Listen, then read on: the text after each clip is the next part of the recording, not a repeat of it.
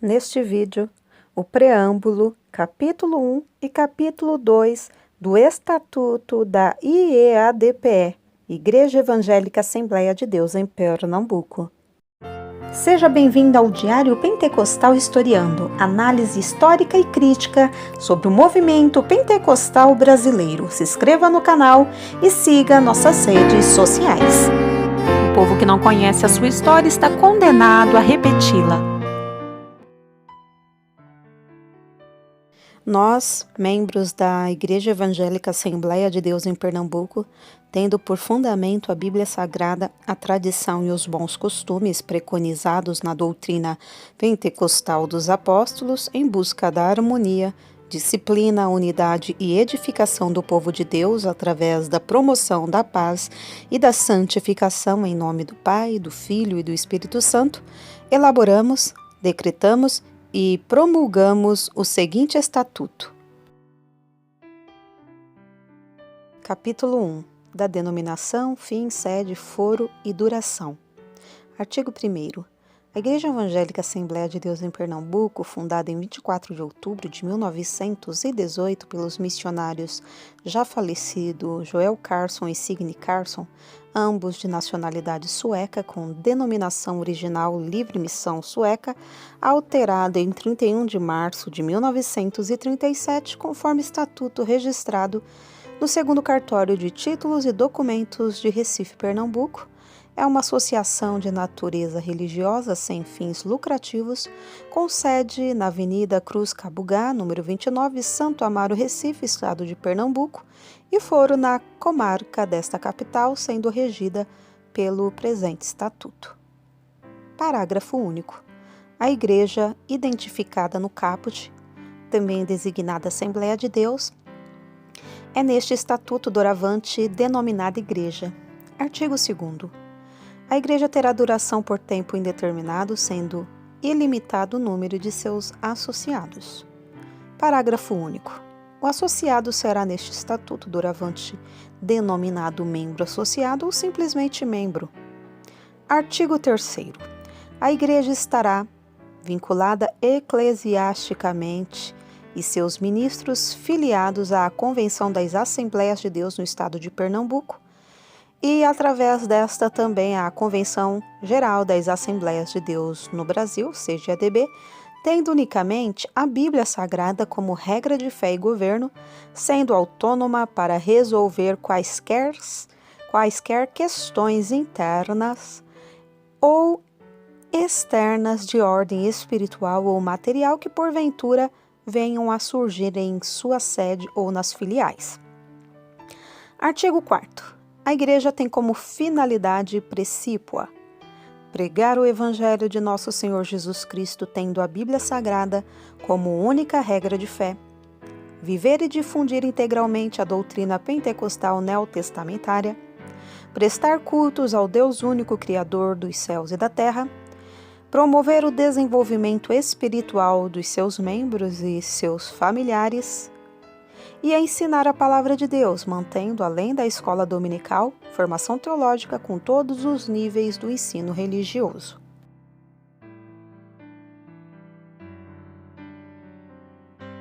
Capítulo 2. Dos membros.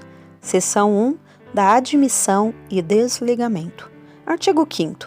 Será admitido como membro associado o maior de 18 anos ou o emancipado nos termos da Lei Civil, que não incorrendo nas vedações dos incisos 1, 2, 3, 4, 6, 7, 8, 9, 11 e 12 do artigo 21. For batizado por imersão completa em águas em nome do Pai, do Filho e do Espírito Santo.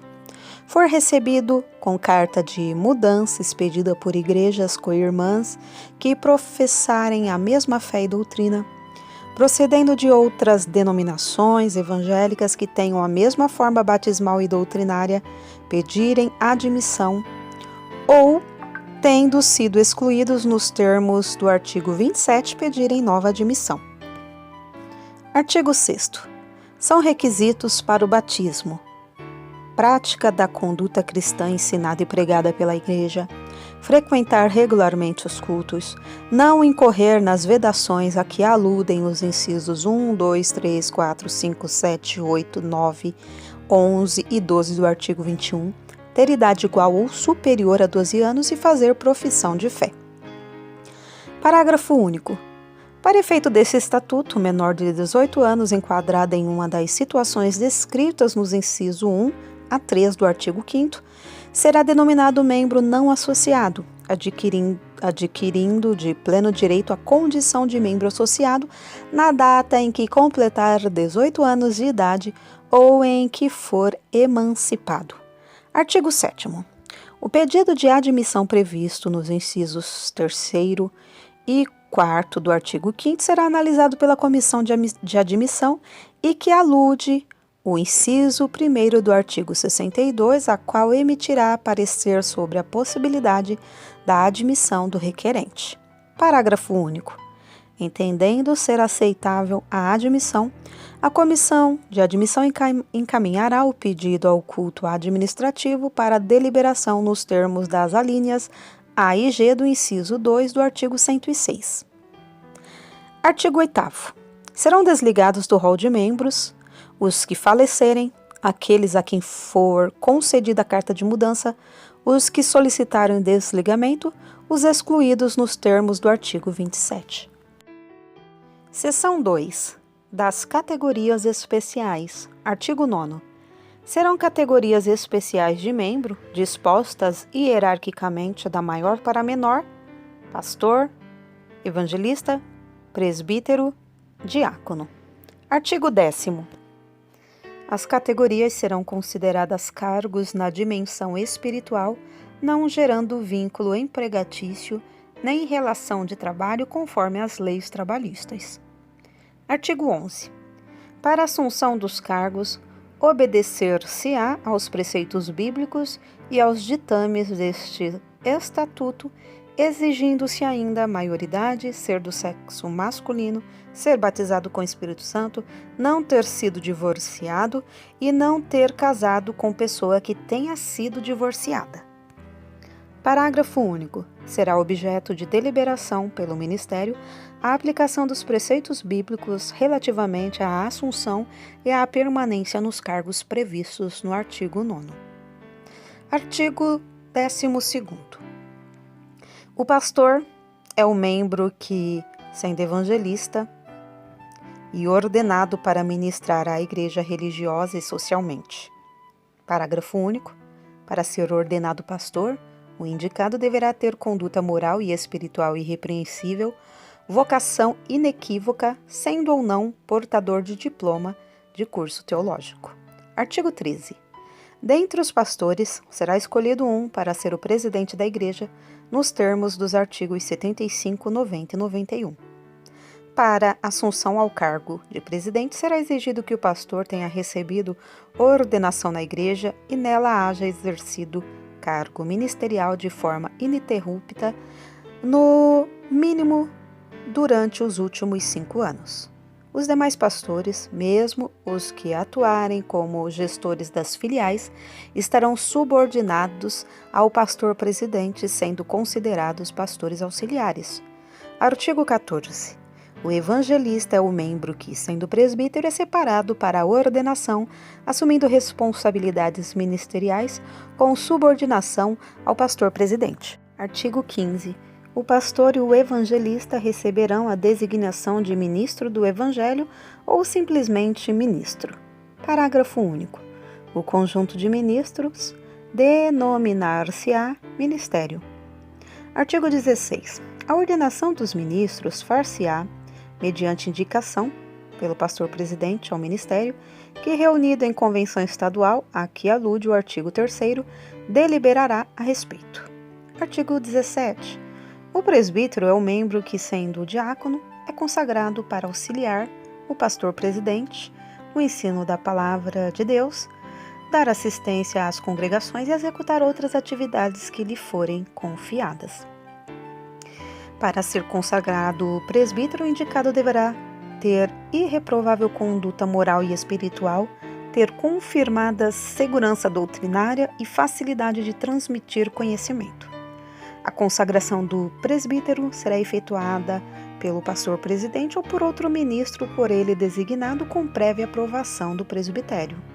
Nas filiais, o indicado ao cargo de presbítero deverá ter seu nome previamente aprovado pelos ministros e presbíteros que nelas atuarem, com posterior apresentação pelo gestor ao pastor presidente que, aceitando a indicação, efetuará a consagração ou designará outro ministro para fazê-lo. Artigo 18. O diácono é o membro que, separado para o ofício eclesiástico de servo, devota-se a cumprir as atribuições eclesiásticas previstas no artigo 58. Para ser separado como diácono, o indicado deverá ter irreprovável conduta moral e espiritual, possuir razoável conhecimento bíblico e ter confirmada segurança doutrinária consoante preceituação bíblica. Aplica-se ao diácono no que couber o disposto nos parágrafos 2º e 3º do artigo anterior. Seção 3. Dos direitos, deveres e vedações. Artigo 19. São direitos dos membros participar dos cultos, participar da Santa Ceia, participar das Assembleias Gerais, votar e ser votado observadas as qualificações dispostas neste Estatuto, ocupar cargos na Igreja na forma deste Estatuto, ter acesso a relatórios financeiros. Artigo 20. São deveres dos membros: regrar conduta pública, privada e eclesiástica à luz da Bíblia, rechaçar heresias que atentem contra os princípios bíblicos adotados pela Igreja, contribuir para a manutenção da Igreja, zelar pelo patrimônio moral e material da Igreja e cumprir o Estatuto, as decisões ministeriais e das Assembleias. Artigo 21. É vedado ao membro praticar atos libidinosos pré- ou extramatrimoniais. Prática de ato libidinoso de modo que venha a ferir ou a contrair o intuito ditado pela natureza como obra do Criador ou ferir os princípios bíblicos do casamento heterossexual seguidos pela Igreja. Manter concubinato, manter união estável, receber bênçãos matrimoniais em caráter oficial ou não em outra igreja, exceto em Assembleia de Deus co-irmã. Casar sendo casado, ainda que não haja sentença judicial declarando seu estado de bígamo. Participar de entidade, associação ou movimento cujos atos ou ideologias contrariem a Bíblia Sagrada ou a sã doutrina ensinada pela Igreja. Incorrer em conduta escandalosa na sociedade. Figurar em rol de membros de outra igreja. Valer-se da condição de membro ou do exercício de função ou cargo para obter proveito pessoal ou de outrem em detrimento da igreja. Insubordinar-se e promover dissidência.